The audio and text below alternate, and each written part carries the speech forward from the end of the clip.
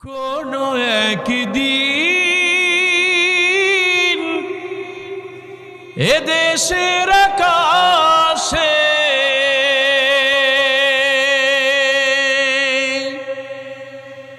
কালিমার পতাকা দুলবে,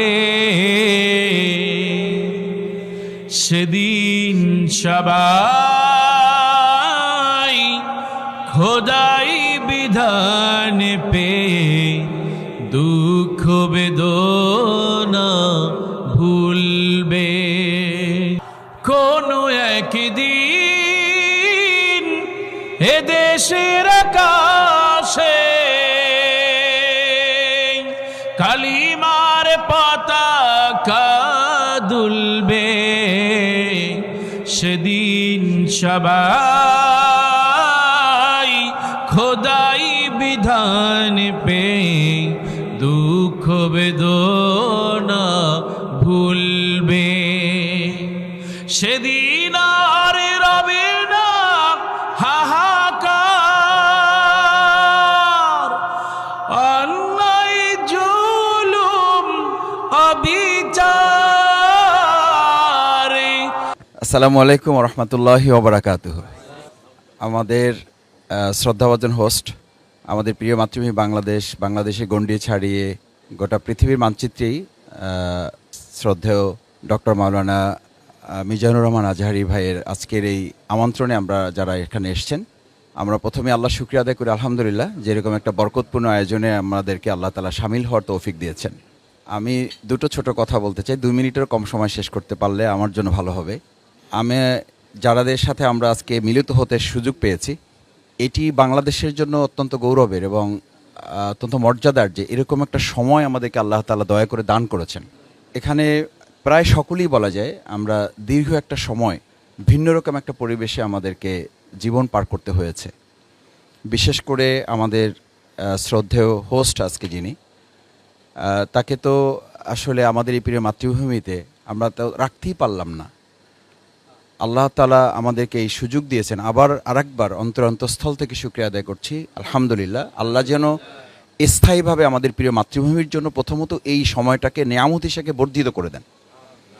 দ্বিতীয় হচ্ছে, আমি হুজুরের ওয়াজ থেকে একটু কথা বলি, সেটা হচ্ছে অহুয়াল গফুরুল ওয়াদুদ। আসলে আমাদের প্রতি মানুষের এই ভালোবাসা, আমাদের এই বক্তব্য, আমাদের এই কারো লেখনী, এটির আলাদা কোনো কৃতিত্ব আছে বলে আমার কাছে মনে হয় নাই। এটা নিতান্তই আল্লাহ তাআলার দান তার বান্দার প্রতি। তিনি যখন তার কোনো বান্দাকে ভালোবাসেন, এই হাদিস আপনারাই বলেন, আপনাদের কাছ থেকে শুনেছি, আমিও মাদ্রাসায় যতটুকু পড়ার সুযোগ পেয়েছি, আল্লাহ তাআলা যখন কোনো বান্দাকে ভালোবাসেন তখন তিনি আরশে আজিমে এটাকে বলেন, এবং আরশে আজিমকে আসমানওয়ালাদেরকে বলেন এটা জমিনওয়ালাদের কাছে পৌঁছানোর জন্য। সুতরাং আমার যেন এটা মনে থাকে যে আল্লাহর দেয়া এই নেয়ামত আমি আল্লাহর দিনের জন্য যতটা ব্যবহার করব, আল্লাহ এটা তত বেশি সমৃদ্ধ করে দেবেন। লা ইন শাকারতুম লা আযীদান্নাকুম। সেটা যদি মনে থাকে তাহলে আমার মধ্যে কোনো ধরনের দ্বিতীয় চিন্তা, ভিন্ন চিন্তা অথবা দিনের বাইরে গিয়ে আলাদা কোনো চিন্তা আমার মধ্যে স্থান পাওয়ার কোনো সুযোগ থাকবে না।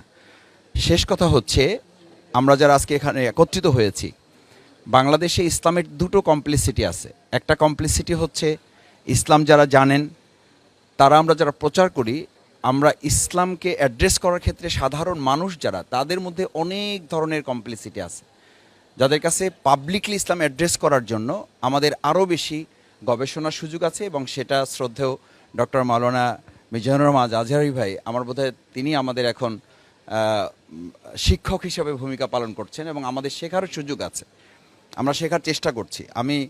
আমার 95 বছর বয়সের মা বাড়িতে আছেন, খুব ভালো কথা বুঝতে পারেন না, এই ইউটিউব ওপেন করলেই বলেন যে আমার ওই ছেলে একটা আছে না, আজহারি ছেলের ওয়াজটা একটু দাও, ওটা আমি ভালো বুঝি। আন্দোলনের উনি শপথের জনশক্তি এখনও, তো বলে যে আমার ওই ছেলেটার ওয়াজটা আমি ভালো বুঝি। তো এই যে ভালো বুঝেন, তার মানে উনি খুব শিক্ষিত না, 5 পাস করা একজন মা আমার। কিন্তু এই 5 পাস করা একজন মানুষ তার কথাটা বোঝে, তার মানে হচ্ছে ইসলামটাকে আমরা যেভাবে জটিল করছি এটাকে সহজ করার সুযোগ তো আছে। এবং আল্লাহ সুবহানাহু ওয়া তাআলা তো সেভাবেই বলেছেন যে ইসলামকে আমি তোমাদের সহজ করেছি, হাদিসেও একই কথা বলা আছে। তো এটা হচ্ছে আমার আবেদন আমাদের সকলের কাছে, যে আমরা সহজ করে সহজভাবে মানুষের কাছে এটাকে কীভাবে পৌঁছানো যায়। আল্লামা দেলোয়ার হোসেন সাঈদী রাহিমাহুল্লাহ, তার জন্য আমরা দোয়া করি আল্লাহ তাকে জান্নাতুল ফেরদৌস নসিব করুন। তিনিও এই ধারাটা তৈরি করে রেখে গেছেন, যার কারণে তিনি দল মতের ঊর্ধ্বে উঠে সবাই তার কথা শুনতে আসতেন। লাস্ট কথা হচ্ছে যে বাংলাদেশের এখনকার পার্সপেক্টিভটা আসলে হচ্ছে জেনারেশন টু জেনারেশন যে চেঞ্জ হচ্ছে, যেটা হুজুরের আমি শেষ কথা এসে শুনতে পাচ্ছিলাম, জেনারেশনকে কভার করার জন্য আমাদের ইসলামাইজেশনটাকে মডার্ন টেকনোলজির সাথে যদি অ্যাডজাস্ট করার ক্ষেত্রে আমরা ইসলামকে আবার পিছনে ফেলে রাখি। আমি কোথাও কোথাও দেখি যে মাদ্রাসায় ব্যানার টানানো আছে, আমি আজকেও প্রেস ক্লাবে একটু আগে কথা বলে এসেছি যে ইসলাম ও আধুনিকতার সমন্বয়। এই ল্যাঙ্গুয়েজগুলোর সাথে আমরা কেন পরিচিত হচ্ছি? আসলে আমাদের বরং অ্যাড্রেস করতে হবে ইসলামই তো শুধু আধুনিক না, আল্ট্রা মডার্ন, এবং এটার আধুনিকতার ধারে কাছেও এখন এদেশের গোটা পৃথিবীর আধুনিকতা মানে ওই দরজায় পাই রাখতে পারে নাই। তা আমরা এটা কেন বলছি? অথচ এইটাই কিন্তু মাদ্রাসায় আমরা শিখে আসছি, আমাদেরকে শেখানো হয়েছে। এখন ভালো ভালো মাদ্রাসা যারা তৈরি করছে যে আমরা বিজ্ঞান এবং ইসলাম শিখাচ্ছি, এটাও কিন্তু বলা হচ্ছে, অথচ ইসলাম হচ্ছে সবচেয়ে বড় বিজ্ঞান। তো সেই জায়গাটা আমরা যদি অ্যাড্রেস করতে পারি এই জেনারেশনের কাছে, 2024 সালের 5ই আগস্ট আমার কাছে মনে হয়েছে